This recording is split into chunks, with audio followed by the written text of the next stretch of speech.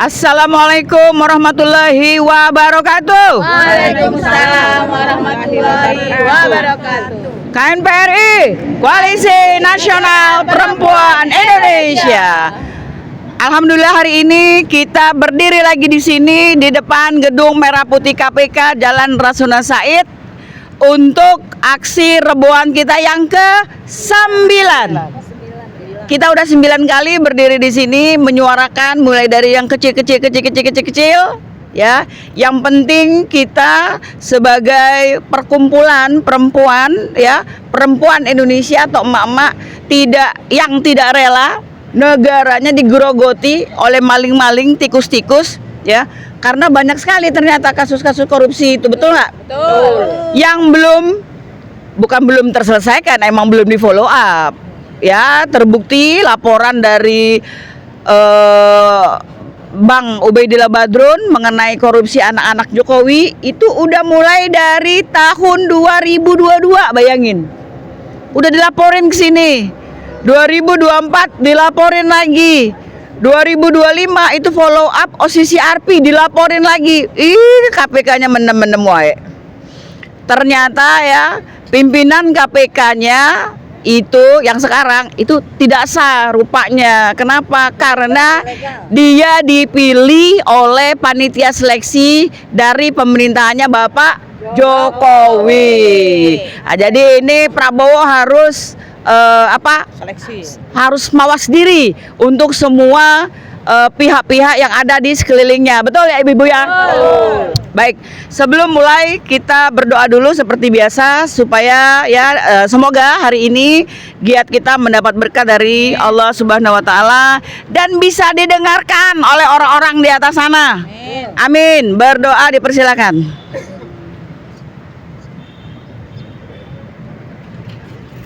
Berdoa selesai. Baik.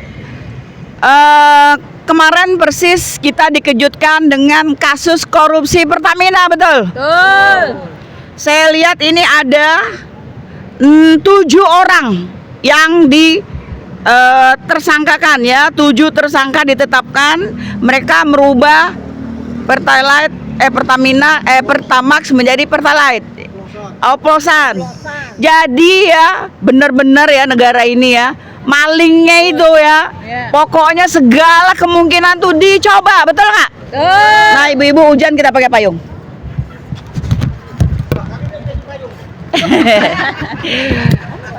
Yang namanya umat itu selalu dikerjain. Yang namanya minyak ya, bensin, Pertamax, Pertalite itu kan konsumsi umat ya. Se-Indonesia ini pakai, ya Allah dikerjain loh. Ya, dikerjain, dioplos. Bener-bener kejam deh. Jadi kalau kita bicara tentang pejabat ini di Indonesia ini, kayaknya dari ujung ke ujung ini gedung KPK setiap hari itu pada demo, betul ya? Dari seluruh daerah di Indonesia. Ada dari Papua, kemarin dari Raja Ampat apa kemarin Asmat. Ada lagi dari Kalimantan dan mereka tuh di sini. Ada dari Sumatera Selatan, tapi follow up-nya belum ada sampai sekarang, ya. Mengenai korupsi Pertamina kita masih menunggu ya, tapi kita minta kepada KPK untuk dengan serius menyelesaikan kasus ini. Ibu-ibu lihat nggak itu foto tersangkanya? Tersenyumnya lebar banget loh, bingung gue. Tersenyumnya lebar banget gitu loh. Jadi seolah-olah Maling kelas kakap. emang berani kita diproses seolah-olah begitu ya. Sama dengan orang-orangnya Aguan. Yang kemarin bilang apa? Emang berani ngejar kita, betul nggak sih? Nah artinya apa? Aparat hukum di Indonesia ini sebenarnya ditantangin oleh para penjahat-penjahat itu gitu loh. Apalagi oleh pejabat yang penjahat. Ya gimana enggak? Mereka koruptor, mereka ada di istana begitu ya? Ada di lingkungan istana. Nggak kurang kasus-kasus korupsi para menteri. Ya, para menteri loh. Bingung gak sih? Ada Pak Erlangga, ada Pak Bahlil ya, ada Pak siapa lagi tuh? Ayo sebutin satu-satu, ada lagi. Zulhas. Bingung juga ya kalau bicara Zulhas. Tom Lembong udah 3 bulan lebih, Zulhasnya tetap aja jadi menteri gitu ya. Aduh sakit, ini negara sakit. Nah, Pak Hasto udah ditangkap kemarin ya, alhamdulillah. Minggu lalu kita teriakan tangkap Hasto, adili Hasto. Besoknya hari Kamis ya ditangkap. Jadi kami berharap memang ada follow up, walaupun kami emak-emak ya, kami berharap suara kami ini ada yang menyampaikan ke atas. Kenapa? Pak Prabowo itu rupanya takut dengan emak-emak loh, betul ya? Betul. Itu disampaikan di pidatonya. Saya lebih takut sama emak-emak. Apalagi kalau kita udah serbu ya, dengan harga cabai yang mahal, dengan minyak yang mahal, luar biasa ya. Nah, yang kami mau bahas hari ini adalah dugaan kasus korupsi dana haji yang ternyata itu ya, dari kuota haji yang ada itu istilahnya diolah oleh si Bapak Menteri yang sekarang menghilang gitu ya, diolah sehingga banyak sekali kuota tersebut yang malah dijual belikan dengan harga yang luar biasa mahal. Tahu Bapak Ibu kalau haji furoda itu di atas 300 juta ya, dan itu nggak pakai masa tunggu. Jadi dia bayar ya, dia berangkat. Nah, ternyata itu diambil dari kuota yang seharusnya untuk orang yang udah bertahun-tahun nabung, dialihin dengan dijual harganya lebih mahal. Sudah ada 5 pihak yang melaporkan dugaan korupsi dari Bapak mantan Menteri Agama ini. Tetapi KPK seperti biasa hanya bertanya, buktinya mana? KPK ngapain? Berarti tugas KPK apaan sih? Jadi kalau masyarakat ngelapor terus dia tanya, buktinya mana? Masa kita lagi yang kerja? Iya, kan KPK digaji, betul ya? Masa udah kita laporin masih nyuruh kita lagi yang nyari datanya. Aduh capek deh. Sama itu, sama persis ketika kita memasukkan lagi surat untuk KPK memfollow up kasus atau dinobatkannya Bapak Jokowi sebagai finalis terkorup ya di dunia loh. Dunia. Bukan lagi berarti kalau di Indonesia dia nomor 1 dong ya. Kalau di dunia dia nomor 2 gitu ya, berarti di Indonesia dia nomor 1. Nah, itu OCCRP itu pun sama kata KPK. Apa dia bilang? Mana buktinya? Apalagi kata Pak Jokowi apa? Buktikan ya, silakan buktikan. Kita kok kayak dipimpong gitu ya. Oke. Dana haji selesai dan Bapak Ibu, itu yang namanya Pak Menteri Agama, mantan Menteri Agama, kan tidak ketahuan rimbanya di mana ya? Betul ya, nggak ketahuan rimbanya di mana. Yang saya dengar dia mah ada di rumah, dicondet. Pak Menteri Agama, mantan Menteri Agama. Nah, kalau mau kita siapkan waktu, kita main ya. Kita datengin ya, nanti kita pelajari dulu kasusnya. Kalau memang dibutuhkan, kita ke sana, kita datengin dengan tulisan besar-besar. Mana tanggung jawabmu Menteri Agama? Setuju ya? Setuju. Nah, rumahnya di Condet dekat rumah gue. Nah, kemudian kemarin kita ada sedikit pembicaraan tentang Pak Yakut ini. Ternyata nggak usah dibahas masalah ini deh, kata ada orang lah ngomong begitu. Nggak usah dibahas masalah dana haji, bahas aja tuh rumahnya, katanya begitu. Mantan menteri rumahnya itu 50 miliar. Wow. Di Condet, Jakarta Timur 50 miliar. Bahkan kami pun dikasih tahu nama rekanannya. Coba kasih tahu aja nama rekanannya, katanya Ibu gitu ya katanya ya. Aduh banyak sekali. Kok saya kayak ini ya, kayak apa, berita seleb. Oke, berikutnya yang menjadi perhatian kita adalah kemarin itu tanggal 24 Februari Bapak Prabowo kayak launching lah ya, dana antara. Dana antara Bu, bukan dana antar kita gitu ya. Nah, dana antara ini adalah dana-dana yang katanya didapat dari upaya efisiensi dari berbagai lembaga di Indonesia. sehingga terkumpul 14.700 ya triliun.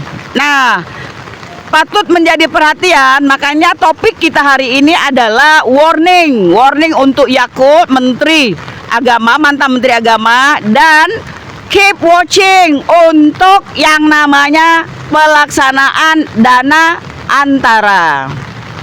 Kenapa? Dana antara ini angkanya tuh besar sekali. Jadi ide ini adalah awalnya ide dari bapaknya Pak Prabowo yang diambil nih oleh Singapura sama Malaysia.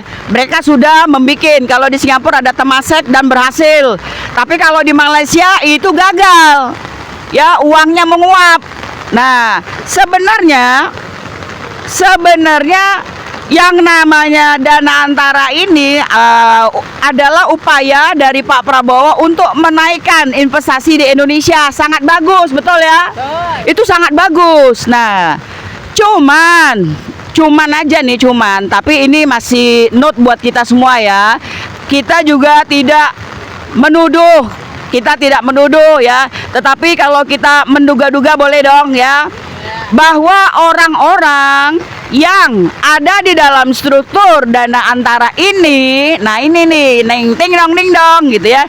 Jadi menjadi keep note buat kita semua bahwa orang-orang ini adalah orang-orang yang ternyata kasusnya juga ada gitu ya. Ya, mantan koruptor Pak Abdullah ya. Kemudian Dewan Penasehat. Nah, Dewan Penasehatnya adalah koruptor nomor 1 se-Indonesia. Cemana itu ya? Nggak masuk dalam otakku ini ya. Jadi kemudian lagi CEO-nya tuh ada Pandu Sarir, itu adalah ponakannya Bapak Luhut. Nah, nggak tahu nih, ada satu lagi katanya, udah dengar belum Bu? Udah lihat belum itu strukturnya yang ada Kaisang? Ada nggak Kaisang? Tuh, ya Allah, kalau memang betul ya, maka kita harus secara mandiri ya, secara mandiri, apa ya istilahnya itu, bukan memata-matai tapi memonitor dari perjalanan dana antara ini. Nah, kenapa ya begitu di launching ternyata respon masyarakat, respon ekonomi itu jelek ya, harga-harga saham di Indonesia turun. Bahkan ya, banyak sekali ajakan untuk ngambil duit di tabungan, di bank. Kenapa? Semua bank-bank kita ini udah masuk semua tuh di dana antara, dan mereka juga menyetor ya, diambil juga buat investasi. Kalau memang perjalanannya lancar, orang-orangnya amanah, kita setuju nggak Bu? Setuju, pasti setuju, nggak mungkin nggak ya. Nah, cuman kalau ternyata ya, saya nggak tahu sih ngelihatnya, saya cuma ngeliat kok kayak uang dikasih ke depannya garong gitu ya, kayaknya tuh gitu. Bingung gitu ya, apa iya sih begitu gitu. Nah, jadi kami dari KNPRI meminta, karena kan si dana antara ini kan tidak bisa diaudit loh, ingat, dia berlepas dari BPK dan KPK loh. Jadi siapa yang menjadi pengawas? Dewan Pengawasnya Pak Jokowi. Kacau banget ya. Nah, tapi walau alam kami tidak bisa berretorika untuk saat ini karena memang belum kelihatan. Yang jelas kita masyarakat Indonesia mendapat PR baru dengan adanya dana antara ini. Jangan sampai ini dana yang harusnya dipakai untuk investasi di Indonesia malah dijadikan bancaan ya. Kita harus ingat bahwa satu, dana Asabri itu hilang di zaman Jokowi ya, itu ratusan triliun. Jiwasraya bangkrut di zaman Jokowi ya. Kemudian BUMN rontok satu persatu di zaman Jokowi. Apalagi nih, IKN. IKN itu bolak-balik ya, apalagi ini terus terang aja Pak Jokowi ini udah termasuk pembohong kelas kakap, pembohong akut gitu. Dia kalau nggak bohong mungkin hidungnya panjang gitu kali ya. Jadi kebalik, kalau Pinocchio bohong hidungnya panjang, kalau dia nggak bohong hidungnya yang panjang. Jadi dia itu ngomong kalau IKN itu sudah banyak nih investor yang bakal datang. Itu sampai sekarang ya kagak ada.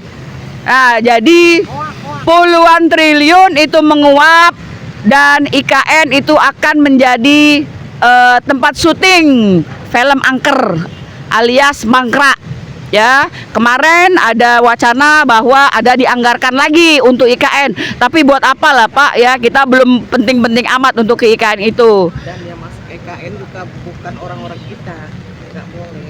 Wah. Orang dia. Orang Dian, apalagi ibu-ibu zaman Jokowi yang benar-benar anjlok nih. Wah, dana haji tadi udah kita bahas, habis juga ya. Jadi pundi-pundi simpanan masyarakat itu diolah semua. Yang istilahnya selama ini tuh nggak pernah tuh kejadian kayak gitu. Entah nggak pernah, entah kita nggak tahu ya.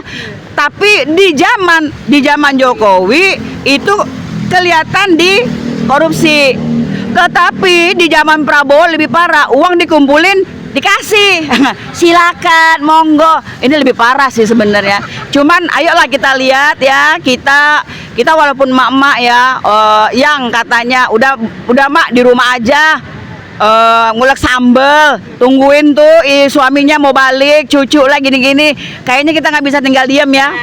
Begitu sumber ekonomi di Indonesia ini diambil oleh segelintir orang, kayaknya kita nggak rela dong, betul ya. Siapa itu Kaisang gitu ya. Kemarin ada satu meme foto, ada Bobi Nasution, ada Gibran, ada Kaisang. Jadi Kaisang adalah wapres termuda di dunia. Wih, plok plok plok plok plok gitu ya. Bobi adalah wali kota termuda di dunia. Plok plok plok plok plok. Kaisang adalah ketum partai termuda di dunia. Plok plok plok plok plok plok. Bapaknya dan mertuanya itu Pak Jokowi adalah orang yang terkorup di dunia. Plok plok plok plok plok plok plok. Di Indonesia, kalau di dunia ada dia nomor 2 ya. Jadi ini semakin pelik permasalahan kita. Ibu-ibu harus bersuara ya. Saya minta ini semua ngomong, walaupun cuma ngomong apa aja keluarin pokoknya. Jangan sampai pecah di perut, harus pecah di mulut. Ibu Nano. Bentar, siapa? Assalamualaikum warahmatullahi wabarakatuh. KNPRI, Koalisi Nasional Perempuan Indonesia. Kami selalu ada di dalam ketidakadilan, di setiap kezoliman. Ingat itu, bahwa KNPRI yang diwadahi oleh Ibu Mary Samiri, mereka adalah, walaupun umurnya baru seumur jagung, mereka semua adalah pejuang-pejuang sejati.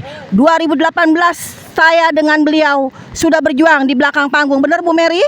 Artinya kita bukan omon-omon, kita semua bukan kaleng-kaleng, karena suara rakyat adalah suara Tuhan. Maka saya meminta kepada untuk yang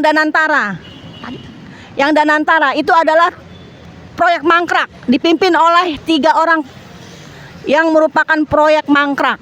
Mereka adalah Bapak Prabowo Dengan food estate. estate-nya, Dengan food estate-nya. 3 pimpinan Danantara, 3 orang pimpinan Danantara, KKN, food estate dan Hambalang. Semuanya mangkrak. Bagaimana Bapak Prabowo bisa mengangkatnya?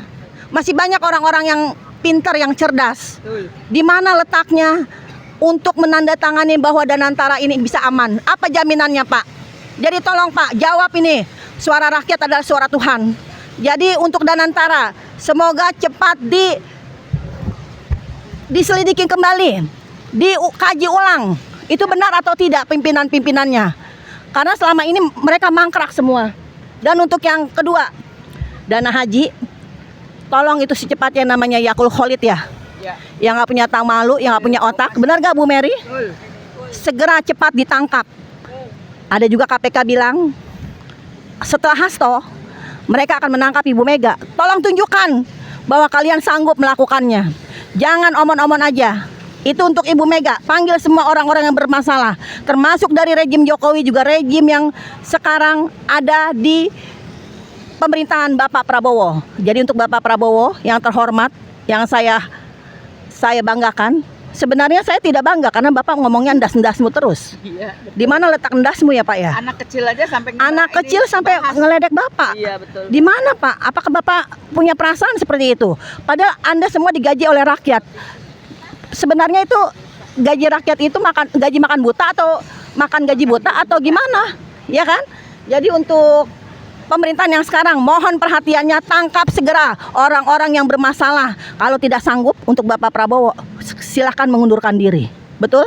Masih banyak orang-orang yang bisa bertanggung jawab, yang punya kualitas dan profesional. Itu saja dari saya. Demikian. Assalamualaikum warahmatullahi wabarakatuh. Waalaikumsalam warahmatullahi wabarakatuh.